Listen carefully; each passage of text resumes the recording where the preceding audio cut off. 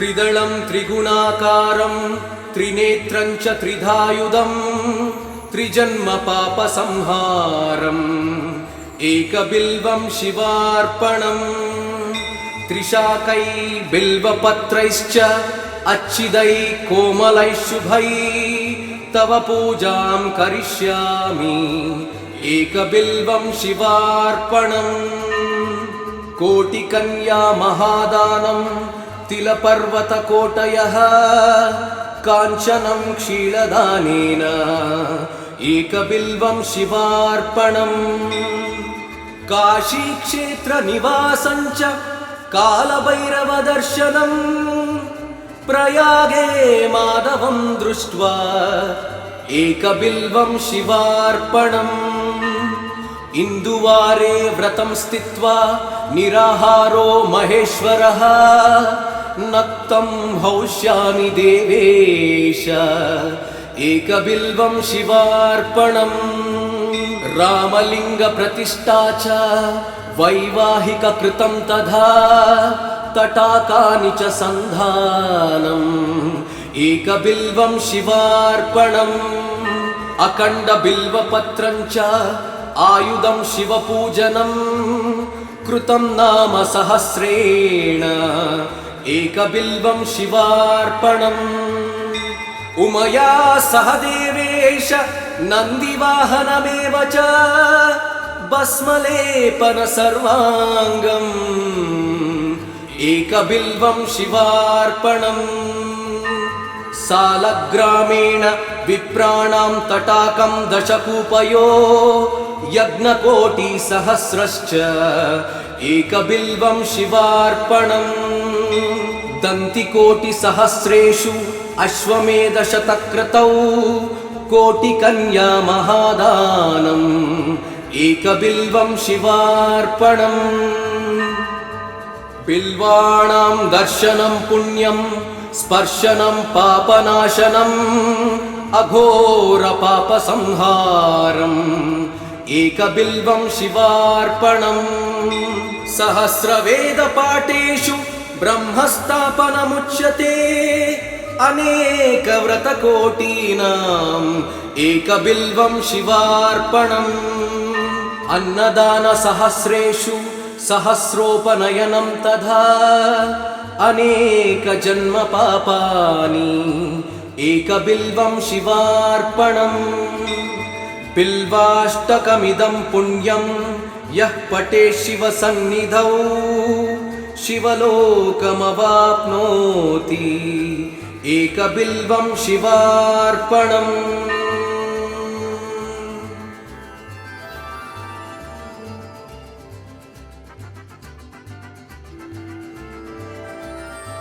त्रिदलं त्रिगुणाकारं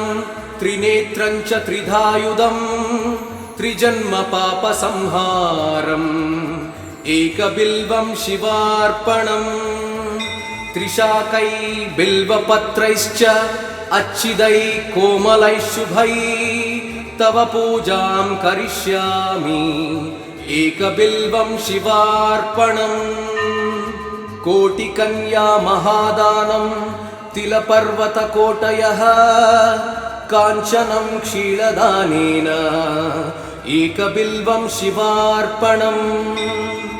काशीक्षेत्रनिवासं च कालभैरवदर्शनम् प्रयागे माधवं दृष्ट्वा एकबिल्वं शिवार्पणम् इन्दुवारे व्रतं स्थित्वा निराहारो महेश्वरः नक्तं हौष्यामि देवेश एकबिल्वं शिवार्पणम् रामलिङ्गप्रतिष्ठा च वैवाहिककृतं तथा तटाकानि च सन्धानम् एकबिल्वं शिवार्पणम् अखण्डबिल्वपत्रं च आयुधं शिवपूजनं कृतं नाम सहस्रेण एकबिल्वं शिवार्पणम् उमया सह देवेश नन्दिवाहनमेव च भस्मलेपन सर्वाङ्गम् एकबिल्वं शिवार्पणम् सालग्रामेण विप्राणां तटाकं दशकूपयो यज्ञकोटिसहस्रश्च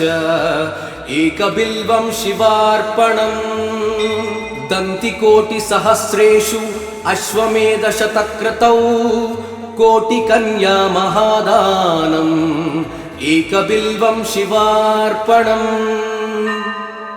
बिल्वाणां दर्शनं पुण्यं स्पर्शनं पापनाशनम् अघोरपापसंहारम् एकबिल्वं शिवार्पणम् सहस्रवेदपाठेषु ब्रह्मस्थापनमुच्यते अनेकव्रतकोटीनाम्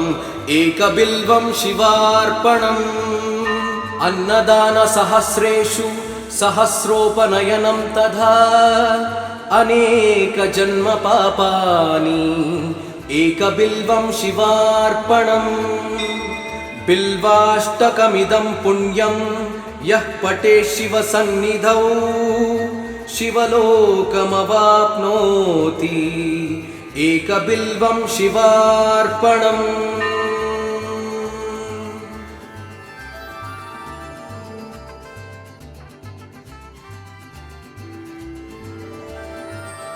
त्रिदलं त्रिगुणाकारं त्रिनेत्रं च त्रिधायुधं त्रिजन्मपापसंहारम् एकबिल्वं शिवार्पणम् त्रिशाकै बिल्वपत्रैश्च अच्छिदै कोमलैः शुभै तव पूजां करिष्यामि एकबिल्वं शिवार्पणम् कोटिकन्या महादानं तिलपर्वतकोटयः काञ्चनं क्षीरदानेन एकबिल्वं शिवार्पणम् काशीक्षेत्रनिवासं च कालभैरवदर्शनम् प्रयागे माधवं दृष्ट्वा एकबिल्वं शिवार्पणम् इन्दुवारे व्रतं स्थित्वा निराहारो महेश्वरः नक्तं हौष्यामि देवेश एकबिल्वं शिवार्पणम् रामलिङ्गप्रतिष्ठा च वैवाहिककृतं तथा तटाकानि च सन्धानम् एकबिल्वं शिवार्पणम् अखण्डबिल्वपत्रं च आयुधं शिवपूजनं कृतं नाम सहस्रेण एकबिल्वं शिवार्पणम् उमया सह देवेश नन्दिवाहनमेव च भस्मलेपन सर्वाङ्गम् एकबिल्वं शिवार्पणम् सालग्रामेण विप्राणां तटाकं दशकूपयो यज्ञकोटिसहस्रश्च एकबिल्वं शिवार्पणम् दन्तिकोटिसहस्रेषु अश्वमेधशतक्रतौ कोटिकन्या महादानम् एकबिल्वं शिवार्पणम् बिल्वाणां दर्शनं पुण्यं स्पर्शनं पापनाशनम् अघोरपापसंहारम् एकबिल्वं शिवार्पणम् सहस्रवेदपाठेषु ब्रह्मस्थापनमुच्यते अनेकव्रतकोटीनाम् एकबिल्वं शिवार्पणम् अन्नदानसहस्रेषु सहस्रोपनयनं तथा अनेकजन्मपापानि एकबिल्वं शिवार्पणम् बिल्वाष्टकमिदं पुण्यं यः पठेत् शिवसन्निधौ शिवलोकमवाप्नोति एकबिल्वं शिवार्पणम्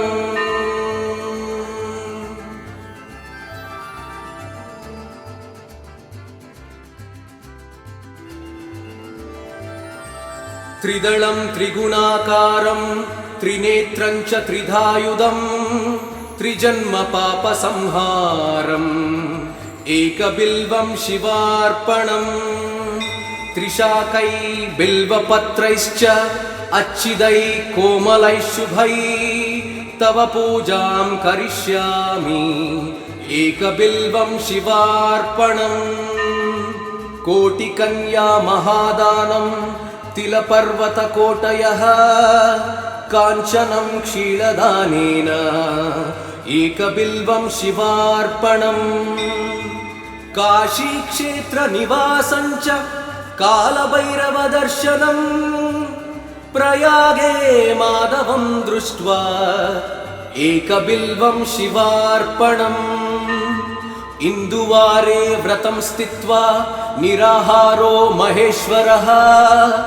नक्तं हौष्यामि देवेश एकबिल्वं शिवार्पणम् रामलिङ्गप्रतिष्ठा च वैवाहिककृतं तथा तटाकानि च सन्धानम् एकबिल्वं शिवार्पणम् अखण्डबिल्वपत्रं च आयुधं शिवपूजनं कृतं नाम सहस्रेण एकबिल्वं शिवार्पणम् उमया सह देवेश नन्दिवाहनमेव च भस्मलेपन सर्वाङ्गम् एकबिल्वं शिवार्पणम् सालग्रामेण विप्राणां तटाकं दशकूपयो यज्ञकोटिसहस्रश्च एकबिल्वं शिवार्पणम् दन्तिकोटिसहस्रेषु अश्वमेधशतक्रतौ कोटिकन्या महादानम् एकबिल्वं शिवार्पणम् बिल्वाणां दर्शनं पुण्यं स्पर्शनं पापनाशनम् अघोरपापसंहारम् एकबिल्वं शिवार्पणम् सहस्रवेदपाठेषु ब्रह्मस्थापनमुच्यते अनेकव्रतकोटीनाम् एकबिल्वं शिवार्पणम् अन्नदानसहस्रेषु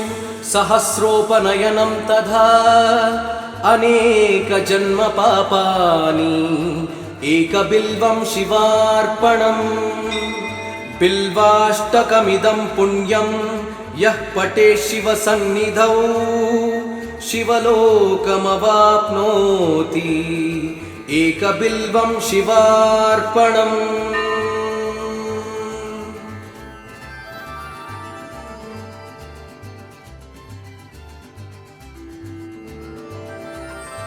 त्रिदलं त्रिगुणाकारं त्रिनेत्रं च त्रिधायुधं त्रिजन्मपापसंहारम् एकबिल्वं शिवार्पणम् त्रिशाकै बिल्वपत्रैश्च अच्छिदै कोमलैः शुभै तव पूजां करिष्यामि एकबिल्वं शिवार्पणम् कोटिकन्या महादानं तिलपर्वतकोटयः काञ्चनं क्षीरदानेन एकबिल्वं शिवार्पणम् काशीक्षेत्रनिवासञ्च कालभैरवदर्शनम् प्रयागे माधवं दृष्ट्वा एकबिल्वं शिवार्पणम् इन्दुवारे व्रतं स्थित्वा निराहारो महेश्वरः नक्तं हौष्यामि देवेश एकबिल्वं शिवार्पणम् रामलिङ्गप्रतिष्ठा च वैवाहिककृतं तथा तटाकानि च सन्धानम् एकबिल्वं शिवार्पणम् अखण्डबिल्वपत्रं च आयुधं शिवपूजनं कृतं नाम सहस्रेण एकबिल्वं शिवार्पणम् उमया सह देवेश नन्दिवाहनमेव च भस्मलेपन सर्वाङ्गम् एकबिल्वं शिवार्पणम् सालग्रामेण विप्राणां तटाकं दशकूपयो यज्ञकोटिसहस्रश्च एकबिल्वं शिवार्पणम् दन्तिकोटिसहस्रेषु अश्वमेधशतक्रतौ कोटिकन्या महादानम् एकबिल्वं शिवार्पणम् बिल्वाणां दर्शनं पुण्यं स्पर्शनं पापनाशनम् अघोरपापसंहारम् एकबिल्वं शिवार्पणम् सहस्रवेदपाठेषु ब्रह्मस्थापनमुच्यते अनेकव्रतकोटीनाम् एकबिल्वं शिवार्पणम् अन्नदानसहस्रेषु सहस्रोपनयनं तथा अनेकजन्मपापानि एकबिल्वं शिवार्पणम् बिल्वाष्टकमिदं पुण्यं यः पठेत् शिवसन्निधौ शिवलोकमवाप्नोति एकबिल्वं शिवार्पणम्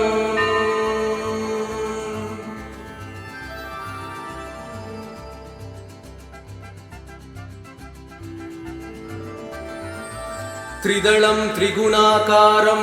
त्रिनेत्रं च त्रिधायुधं त्रिजन्मपापसंहारम्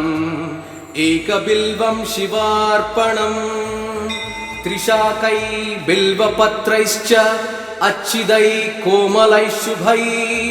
तव पूजां करिष्यामि एकबिल्वं शिवार्पणम् कोटिकन्या महादानं तिलपर्वतकोटयः काञ्चनं क्षीरदानेन एकबिल्वं शिवार्पणम् काशीक्षेत्रनिवासं च कालभैरवदर्शनम् प्रयागे माधवं दृष्ट्वा एकबिल्वं शिवार्पणम् इन्दुवारे व्रतं स्थित्वा निराहारो महेश्वरः नक्तं हौष्यामि देवेश एकबिल्वं शिवार्पणम् रामलिङ्गप्रतिष्ठा च वैवाहिककृतं तथा तटाकानि च सन्धानम् एकबिल्वं शिवार्पणम् अखण्डबिल्वपत्रं च आयुधं शिवपूजनं कृतं नाम सहस्रेण एकबिल्वं शिवार्पणम् उमया सह देवेश नन्दिवाहनमेव च भस्मलेपन सर्वाङ्गम् एकबिल्वं शिवार्पणम् सालग्रामेण विप्राणां तटाकं दशकूपयो यज्ञकोटिसहस्रश्च एकबिल्वं शिवार्पणम् दन्तिकोटिसहस्रेषु अश्वमेधशतक्रतौ कोटिकन्या महादानम् एकबिल्वं शिवार्पणम् बिल्वाणां दर्शनं पुण्यं स्पर्शनं पापनाशनम् अघोरपापसंहारम् एकबिल्वं शिवार्पणम् सहस्रवेदपाठेषु ब्रह्मस्थापनमुच्यते अनेकव्रतकोटीनाम् एकबिल्वं शिवार्पणम् अन्नदानसहस्रेषु सहस्रोपनयनं तथा अनेकजन्मपापानि एकबिल्वं शिवार्पणम् बिल्वाष्टकमिदं पुण्यं यः पठेत् शिवसन्निधौ शिवलोकमवाप्नोति एकबिल्वं शिवार्पणम्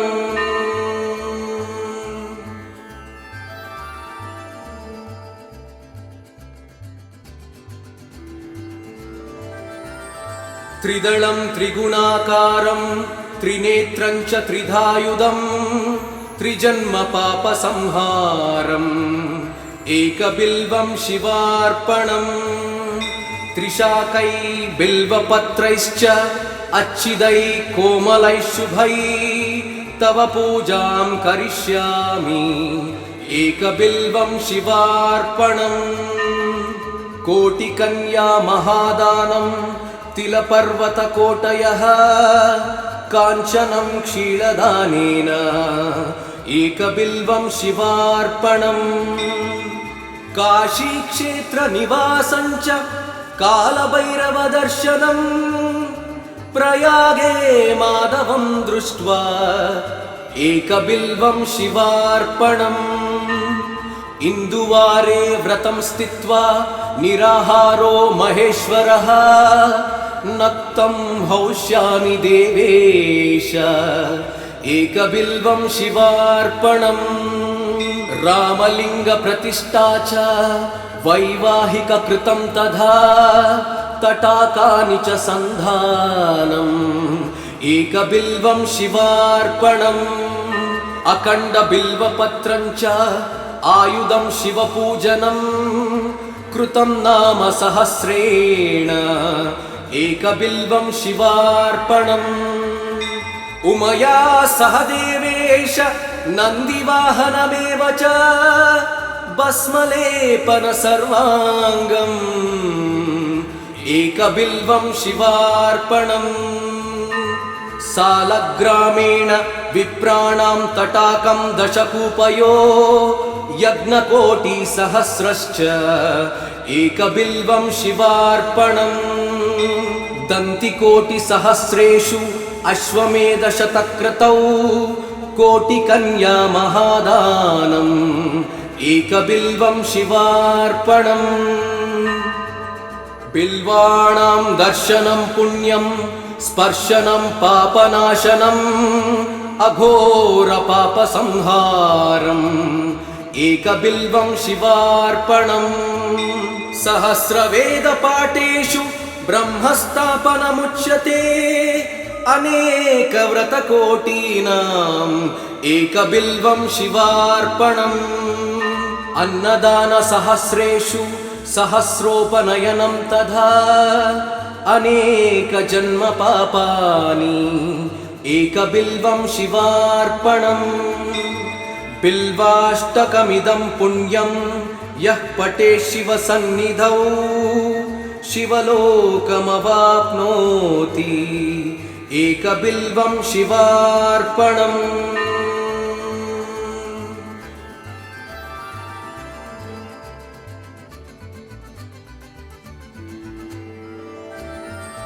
त्रिदलं त्रिगुणाकारं त्रिनेत्रं च त्रिधायुधं त्रिजन्मपापसंहारम् एकबिल्वं शिवार्पणम् त्रिशाकै बिल्वपत्रैश्च अच्छिदै कोमलै शुभै तव पूजां करिष्यामि एकबिल्वं शिवार्पणम् कोटिकन्या महादानं तिलपर्वतकोटयः काञ्चनं क्षीरदानेन एकबिल्वं शिवार्पणम् काशीक्षेत्रनिवासं च कालभैरवदर्शनम् प्रयागे माधवं दृष्ट्वा एकबिल्वं शिवार्पणम् इन्दुवारे व्रतं स्थित्वा निराहारो महेश्वरः नक्तं हौष्यामि देवेश एकबिल्वं शिवार्पणम् रामलिङ्गप्रतिष्ठा च वैवाहिककृतं तथा तटाकानि च सन्धानम् एकबिल्वं शिवार्पणम् अखण्डबिल्वपत्रं च आयुधं शिवपूजनं कृतं नाम सहस्रेण एकबिल्वं शिवार्पणम् उमया सह देवेश नन्दिवाहनमेव च भस्मलेपन सर्वाङ्गम् एकबिल्वं शिवार्पणम् सालग्रामेण विप्राणां तटाकं दशकूपयो यज्ञकोटिसहस्रश्च एकबिल्वं शिवार्पणम् दन्तिकोटिसहस्रेषु अश्वमेधशतक्रतौ कोटिकन्या महादानम् एकबिल्वं शिवार्पणम् बिल्वाणां दर्शनं पुण्यं स्पर्शनं पापनाशनम् अघोरपापसंहारम् एकबिल्वं शिवार्पणम् सहस्रवेदपाठेषु ब्रह्मस्थापनमुच्यते अनेकव्रतकोटीनाम् एकबिल्वं शिवार्पणम् अन्नदानसहस्रेषु सहस्रोपनयनं तथा अनेकजन्मपापानि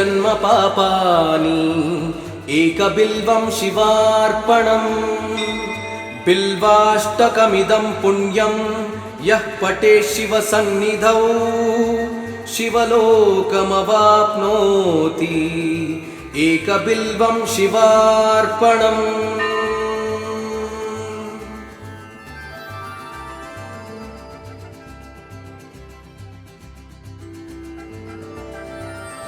त्रिदलं त्रिगुणाकारं त्रिनेत्रं च त्रिधायुधं त्रिजन्मपापसंहारम् एकबिल्वं शिवार्पणम् त्रिशाकै बिल्वपत्रैश्च अच्छिदैः कोमलैः शुभैः तव पूजां करिष्यामि एकबिल्वं शिवार्पणम् कोटिकन्या महादानं तिलपर्वतकोटयः काञ्चनं क्षीरदानेन एकबिल्वं शिवार्पणम् काशीक्षेत्रनिवासं च कालभैरवदर्शनम् प्रयागे माधवं दृष्ट्वा एकबिल्वं शिवार्पणम् इन्दुवारे व्रतं स्थित्वा निराहारो महेश्वरः नक्तं हौष्यामि देवेश एकबिल्वं शिवार्पणम् रामलिङ्गप्रतिष्ठा च वैवाहिककृतं तथा तटाकानि च सन्धानम् एकबिल्वं शिवार्पणम् अखण्डबिल्वपत्रं च आयुधं शिवपूजनं कृतं नाम सहस्रेण एकबिल्वं शिवार्पणम् उमया सह देवेश नन्दिवाहनमेव च भस्मलेपन सर्वाङ्गम् एकबिल्वं शिवार्पणम् सालग्रामेण विप्राणां तटाकं दशकूपयो यज्ञकोटिसहस्रश्च एकबिल्वं शिवार्पणम् दन्तिकोटिसहस्रेषु अश्वमेधशतक्रतौ कोटिकन्या महादानम् एकबिल्वं शिवार्पणम् बिल्वाणां दर्शनं पुण्यं स्पर्शनं पापनाशनम् अघोरपापसंहारम् एकबिल्वं शिवार्पणम् सहस्रवेदपाठेषु ब्रह्मस्थापनमुच्यते अनेकव्रतकोटीनाम् एकबिल्वं शिवार्पणम् अन्नदानसहस्रेषु सहस्रोपनयनं तथा अनेकजन्मपापानि एकबिल्वं शिवार्पणम् बिल्वाष्टकमिदं पुण्यं यः पठेत् शिवसन्निधौ शिवलोकमवाप्नोति एकबिल्वं शिवार्पणम्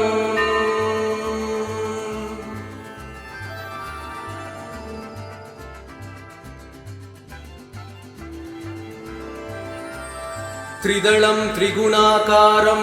त्रिनेत्रं च त्रिधायुधं त्रिजन्मपापसंहारम् एकबिल्वं शिवार्पणम् त्रिशाकै बिल्वपत्रैश्च अच्छिदैः कोमलैः शुभैः तव पूजां करिष्यामि एकबिल्वं शिवार्पणम् कोटिकन्या महादानं तिलपर्वतकोटयः काञ्चनं क्षीरदानेन एकबिल्वं शिवार्पणम् काशीक्षेत्रनिवासं च कालभैरवदर्शनम् प्रयागे माधवं दृष्ट्वा एकबिल्वं शिवार्पणम् इन्दुवारे व्रतं स्थित्वा निराहारो महेश्वरः नक्तं हौष्यामि देवेश एकबिल्वं शिवार्पणम् रामलिङ्गप्रतिष्ठा च वैवाहिककृतं तथा तटाकानि च सन्धानम् एकबिल्वं शिवार्पणम् अखण्डबिल्वपत्रं च आयुधं शिवपूजनम् कृतं नाम सहस्रेण एकबिल्वं शिवार्पणम् उमया सह देवेश नन्दिवाहनमेव च भस्मलेपन सर्वाङ्गम् एकबिल्वं शिवार्पणम्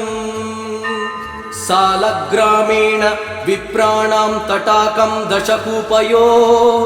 यज्ञकोटिसहस्रश्च एकबिल्वं शिवार्पणम् दन्तिकोटिसहस्रेषु अश्वमेधशतक्रतौ कोटिकन्या महादानम् एकबिल्वं शिवार्पणम् बिल्वाणां दर्शनं पुण्यं स्पर्शनं पापनाशनम् अघोरपापसंहारम् एकबिल्वं शिवार्पणम् सहस्रवेदपाठेषु ब्रह्मस्थापनमुच्यते अनेकव्रतकोटीनाम् एकबिल्वं शिवार्पणम् अन्नदानसहस्रेषु सहस्रोपनयनं तथा अनेकजन्मपापानि एकबिल्वं शिवार्पणम् बिल्वाष्टकमिदं पुण्यं यः पठेत् शिवसन्निधौ शिवलोकमवाप्नोति एकबिल्वं शिवार्पणम्